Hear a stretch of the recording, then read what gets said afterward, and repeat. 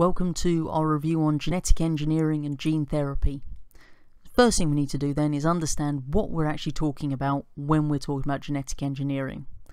Quite simply, genetic engineering is a way of changing the genes of an organism without that process of selective breeding.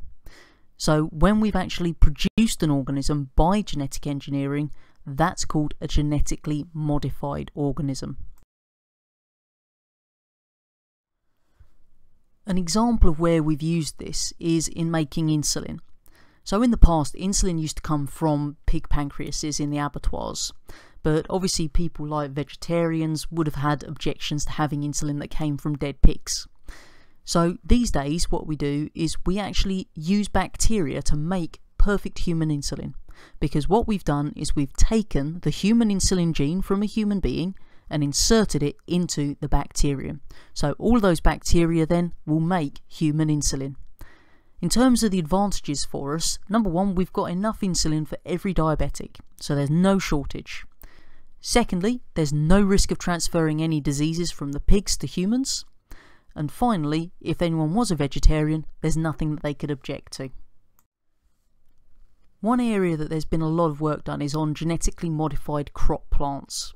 So two examples I've given you here. First one is a substance called golden rice. Now what they've actually done here is taken the gene for beta-carotene from daffodils and put it into the rice plant. So that means that the rice will actually contain beta-carotene, which is really important because when humans eat beta-carotene, we change that into vitamin A. And vitamin A is really important for good eyesight. If we don't get enough vitamin A, then we can develop blindness.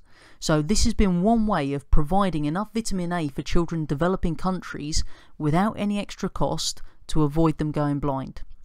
Second example there is our cotton plant, and what we've actually done here is we've made a cotton that's resistant to caterpillar pests.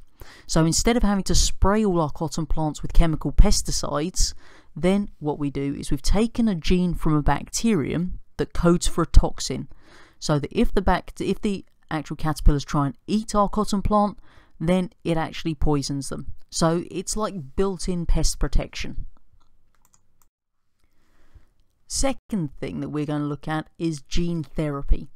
Now this is where we're actually going to change a person's genes to try to cure a disorder, and the best example of where they're trying this is in cystic fibrosis.